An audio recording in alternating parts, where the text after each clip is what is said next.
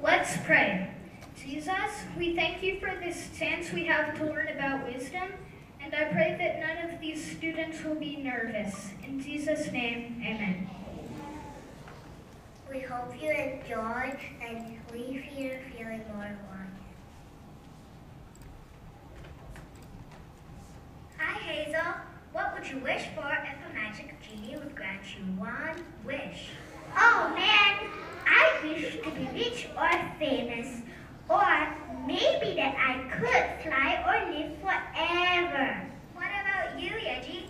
To live in a castle, of course, with lots of beautiful dresses and a handsome prince.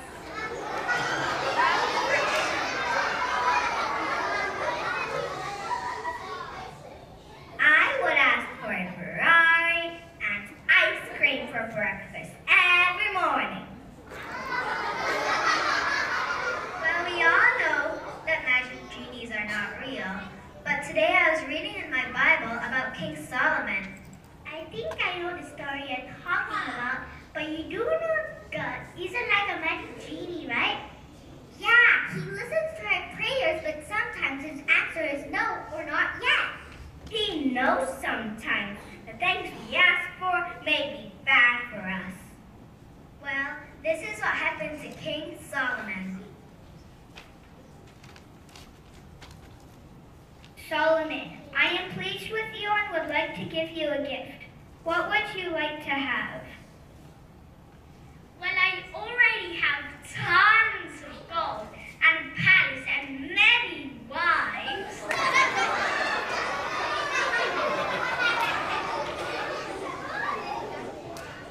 And chariots and horses. I've been to school, so I have lots and lots of knowledge. But what I could really use is wisdom to rule over these people. All day, every day, they come to me asking for help. King Solomon, look, my house burned to the ground. What should I do?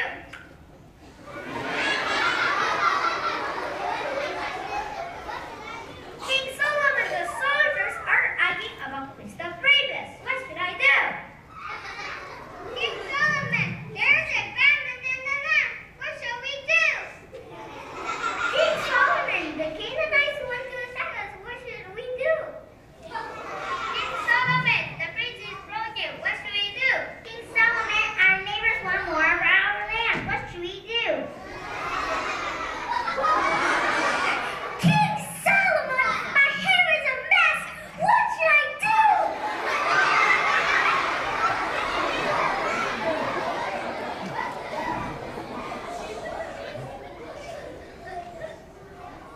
It's really hard to make all of these decisions. God, please give me wisdom. Because you have asked for wisdom and not a long life or treasure, I will give you what you asked for. You will be the wisest ruler that ever lived.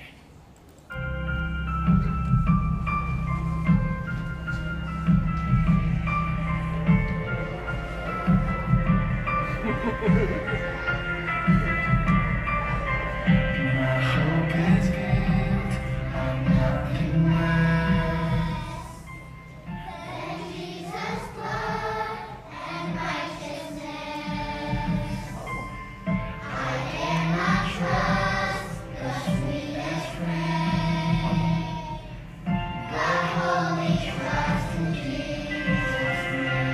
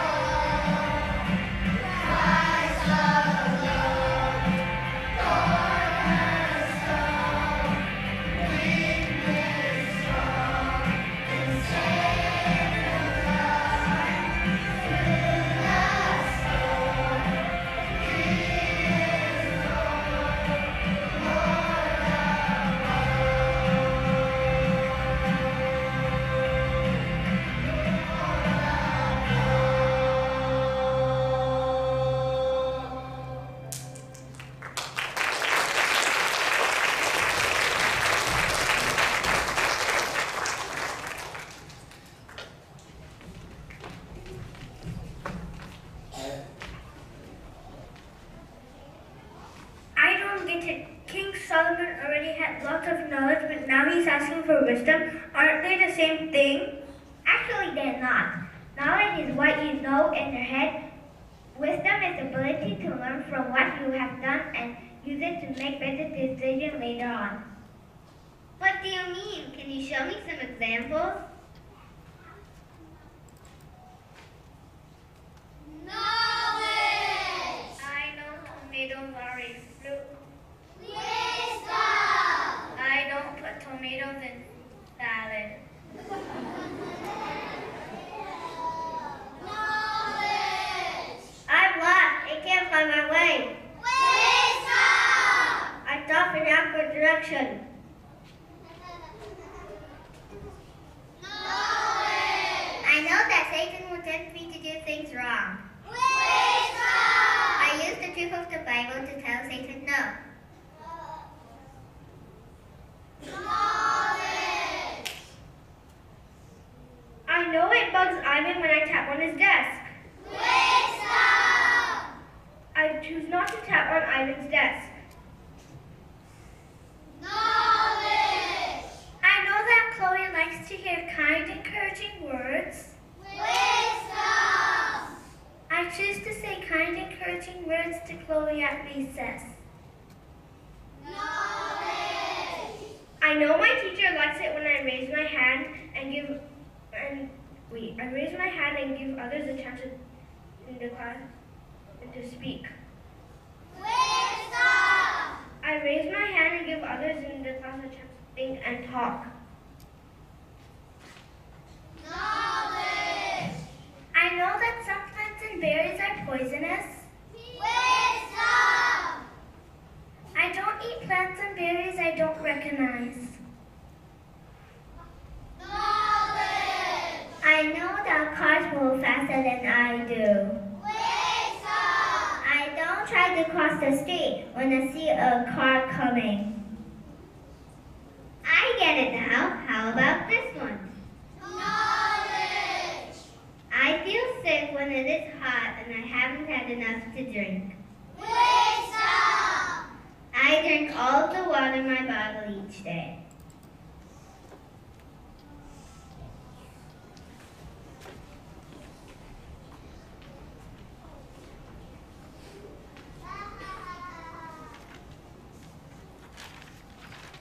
It's cool that God gave Solomon the wisdom to deal with all of those hard questions. The Bible says, If you need wisdom, ask our generous God, and He will give it to you. He will not rebuke you for asking. James 1:5.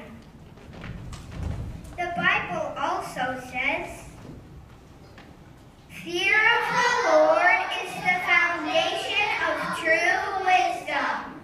All who obey His commandments will grow in wisdom.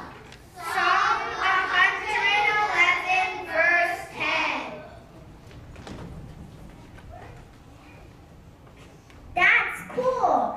So if we read His words and try to obey, we will grow in wisdom. Yes, but sometimes we just have to obey God and follow and trust in His wisdom, even if instructions sound crazy. Yeah, because He's way wiser than we are. This is a story that demonstrates how God's wisdom is better than our human wisdom. God's story. Gideon. So part of God's story is about a man named Gideon, and it begins like this. Israel, God's special family, had turned against the one real God and worshipped idols.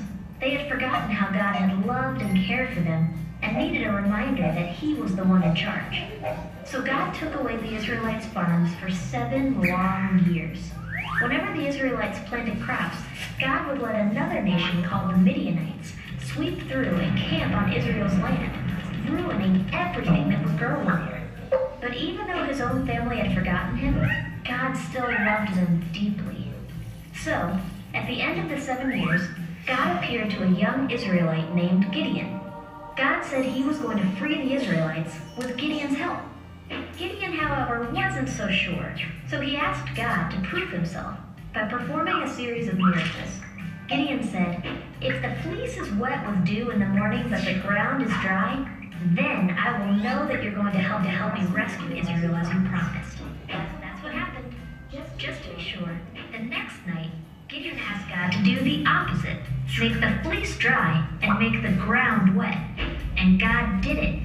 Next, he even sent a sign through an angel. Gideon was finally convinced that God was in his corner, so he called together an army to fight against the Midianites. Now, normally having lots of people is a good thing when you're about to battle, but like I said, God does things a bit differently. He told Gideon that the Israelites had too many soldiers. If they won now, God knew the Israelites would say it was because of their own strength and brag about it. So, God wanted Gideon to have a smaller army. Gideon was nervous, but he did as God asked, which is always a good idea, by the way. He told his men that if they were afraid, they could return home. With that, 22,000 soldiers left, leaving Gideon with about 10,000. For you math whizzes, that's 2/3 of his army just poof, gone. Even after all that, the army was still too big. So God told Gideon to take the soldiers down to the water to drink, and then send home the soldiers who drank out of the stream like dogs. Again, Gideon did what God asked, and was now left with only 300 soldiers. God knew Gideon was probably worried, so he told him to sneak down to the enemy camp, where Gideon heard soldiers talking about a crazy dream, where a loaf of bread rolled into the Midianite camp and over their tent. One soldier said that could only mean that Gideon would triumph over them. Gideon returned to his own camp, confident that he would win the battle. He divided his men into 3 groups and gave them each a trumpet and a jar with a torch inside. Not usually what you bring to a fight, but God had a plan. Gideon's army reached the edge of the Midianite camp and then went into action. They blew their trumpets, smashed their jars, and shouted, "A sword for the Lord and for Gideon!" And don't forget, they did all of this without a single weapon in their hands. Terrified, the Midianites fled, accidentally attacking each other as they went. In fact, they ran so far from the battlefield that other Israelites were able to capture and defeat the leaders of the Midianites. With the enemy leaders gone and their army running away, God had saved Israel, just like he said he would. And that's the story of Gideon. So, in case you missed it, here's the quick version. Israel turned away from God.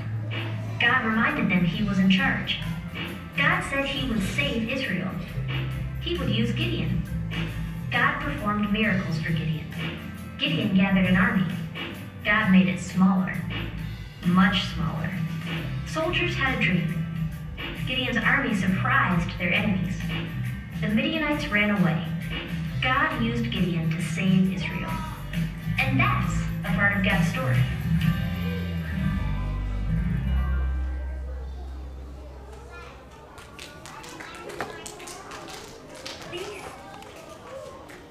Please stand to sing the song.